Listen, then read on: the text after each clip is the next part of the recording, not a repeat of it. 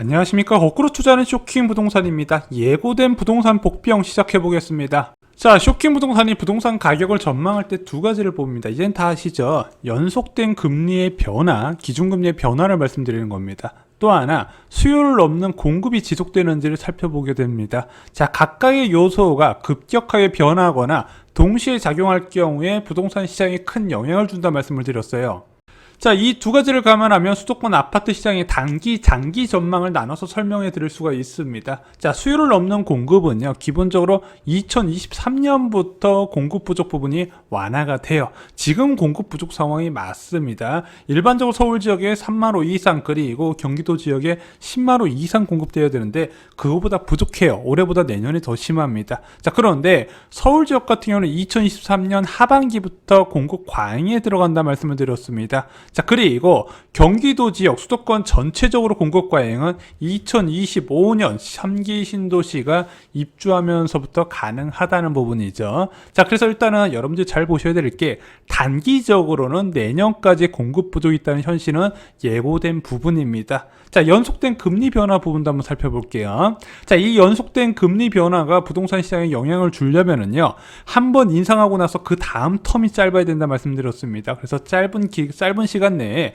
두 차례 금리 인상하게 되면 기준금리가 1.0%가 됩니다. 자, 그 정도 되고요. 추가 인상 가능성을 제시가 되어야 부동산 시장의 고점 형성 가능성이 크다 말씀드렸어요. 자, 그 이후엔 더 이상 오르지 못하고 힘겨루기가 있을 거다 말씀을 드렸습니다. 자, 그리고 본격적인 하락은요, 예금 금리가 올라야 된다 말씀드렸습니다. 어느 정도 수준까지 2% 전후까지 달성을 해야 어느 정도 시세 차익을 받은 집주인들이나 투자자들이 매도하고 그 자금을 예금이라는 자산에 넣어놓는다는 부분이죠. 그래서 그 시기가 올 때까지는 좀 시간이 걸리겠지만 그때가 된다면 생각보다 매도 물량이 크게 늘어나서 하락세가 나타날 것 같은데, 지금으로 볼 때는 2023년이 가능할 것 같습니다. 그래서 2023년에 공급과 금리 변화가 같이 있잖아요. 자, 그런데 당장은 0.5% 초저금리라는 거죠. 자, 그러면은 2023년에 발생할 부동산 시장의 큰 이슈는 다음 영상에 설명을 드리고요.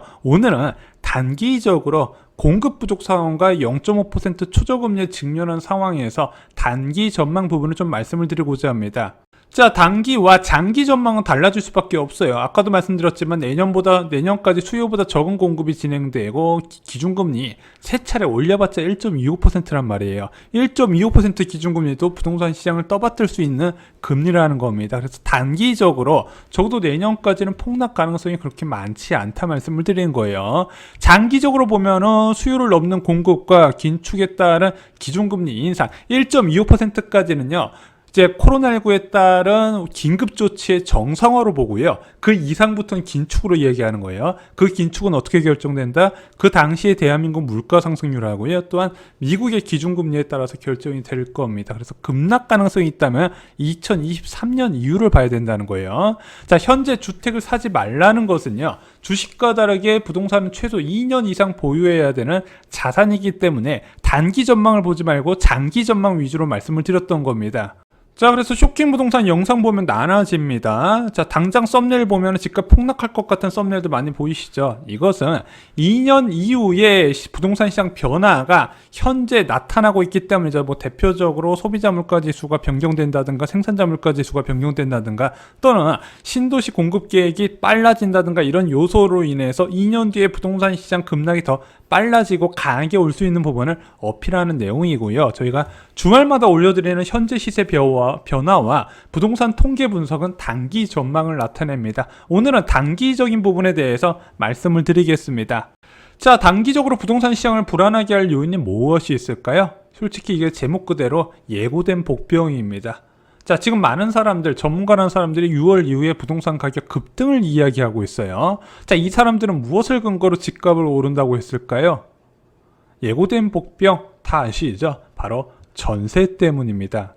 자, 최근에 주춤했던 전세시장 불안이 다시 확산될 조짐이 나오고 있습니다. 자, 3월, 4월 달까지만 해도 끝없이 치솟던 전세 가격이 크게 낮아지고요. 서울 지역은 0.03까지 하락을 했었죠. 자, 그런데 최근 이 전세 가격 변동률이요. 0.1 그리고 경기 지역은 0.18까지 올라갔습니다. 자, 왜 아파트 전세 가격 변동률이 1분기 때 하락을 했을까요?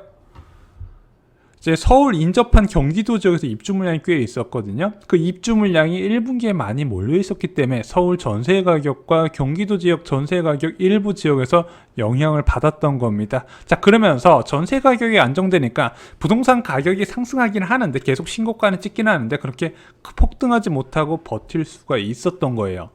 자, 그런데 전세 가격 불안이 다시 확산될 조짐이 보이고 있고 이게 부동산 시장에 적지 않은 영향을 준다는 겁니다. 실제 전세 매물수 자체도 크게 감소하고 있어요. 자, 서울 지역과 경기 지역의 아실 통계를 비교해 보면요. 3월에 전세 매물이 크게 증가했다가 감소한 모습 보이실 겁니다. 자, 경기도 지역도 비슷해요. 하락 추세가 꾸준하게 나타나고 있습니다. 자, 3월에 전세 매물 2만 3천 건이었는데 서울 지역은 현재 전세 매물 2만 건으로 줄어들었고요.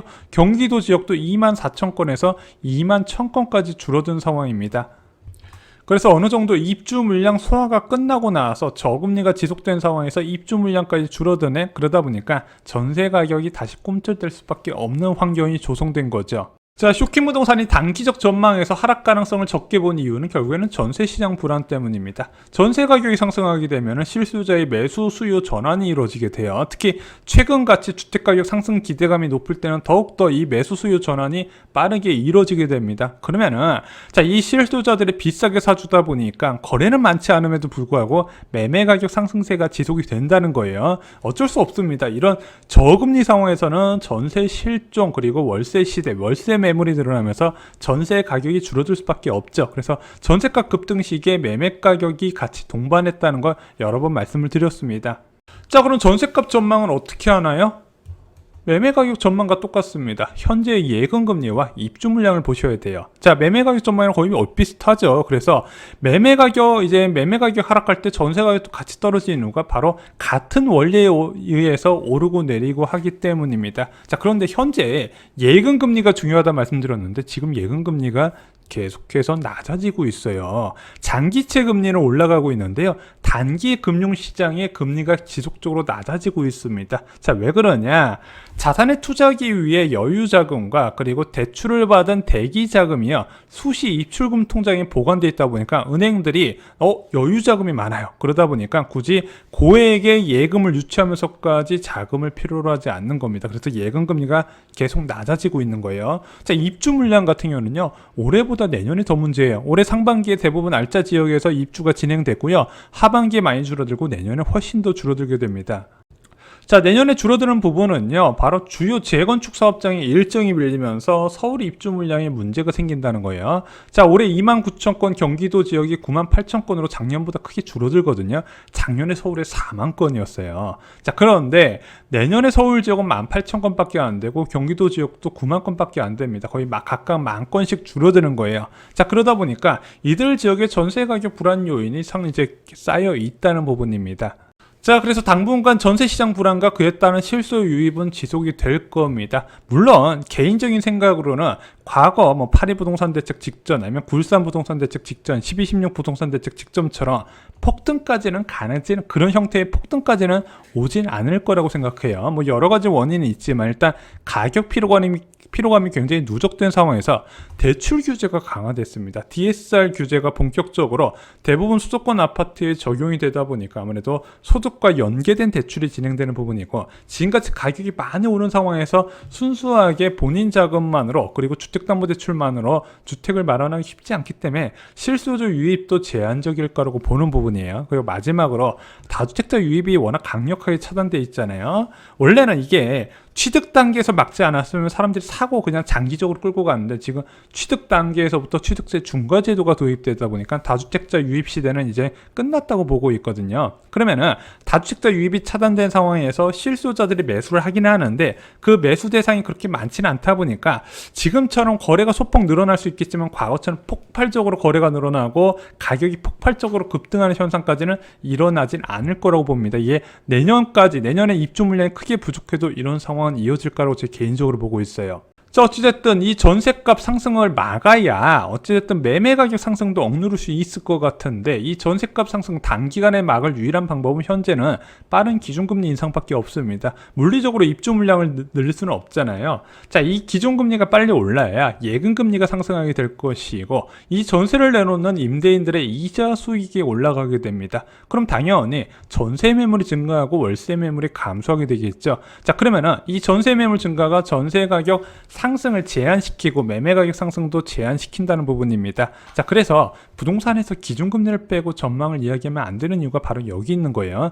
매매 가격에 전세 가격이 상당 부분 영향을 미치게 되고, 매매나 전세 모두 다 기준금리에 밀접하게 연관이 돼 있다는 부분이죠. 그래서 지금 올해 두 차례 금리 인상 이야기가 나오고 있는데, 제가 계속 말씀드렸지만 첫 금리 인상 이후에 그 다음 금리 인상이 얼마나 빠르냐에 따라서 부동산 시장에 조금의 변화가 나타날 가능성이 있다. 그런데 금리 인상이 만약에 올해 한 차례만 이루어진다, 그럼 그것만으로 부동산 시장이 반전이 일어나기는 쉽지 않다는 부분입니다.